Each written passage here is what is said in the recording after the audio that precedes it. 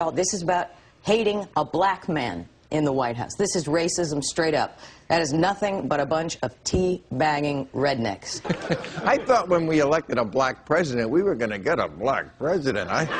You know, this is where I want a real black president. I want him in a meeting with the BP CEOs, you know, where he lifts up his shirt so they can see the gun in his pants.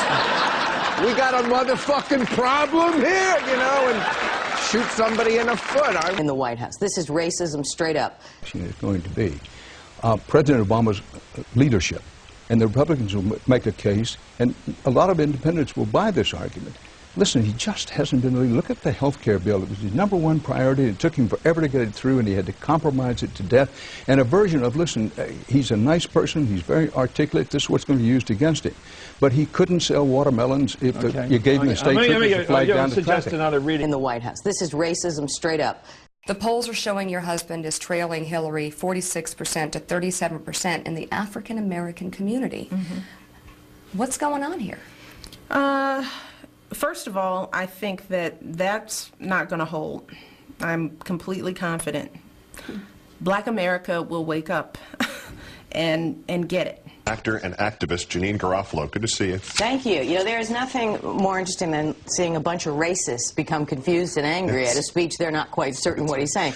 Nah, I'm going Barack. You see this right here? Oh, this is about hating a black man in the White House. This is racism straight up. Aren't a lot of African-American men at these events. Right. Have you ever felt uncomfortable? No. No, these are my people. Americans. Oh, this is about hating a black man in the White House. This is racism straight up. To lead. You think John McCain is better prepared to lead our country than Barack Obama? I know he's better prepared to lead. Isn't there any source of pride within you that says, I may be against this guy, I may like the other guy, but he makes me proud?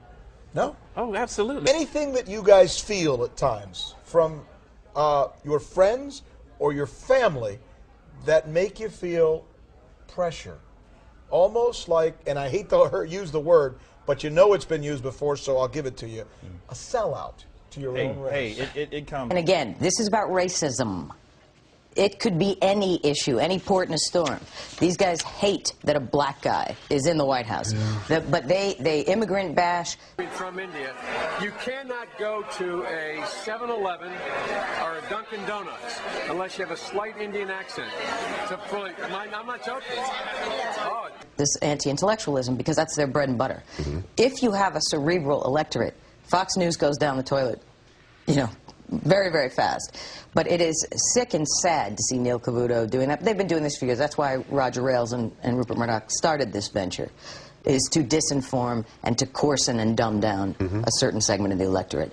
Apply to someone in the news just to see if it sticks this time. You have MSNBC doctoring video clips to fit their storyline that racist white people are showing up with guns to protest Obama's health care. Here it is on MSNBC. Healthcare reform rally just outside wore a semi-automatic assault rifle on his shoulder and a pistol on his hip. There are questions about whether this has racial overtones. I mean, here you have a man of color in the presidency and white people showing up with guns strapped to their waist. Wow. Can I tell you something to say?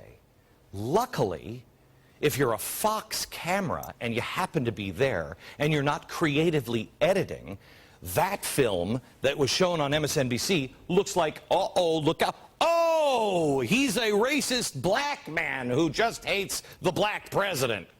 Oh, this is about hating a black man in the White House. This is racism straight up.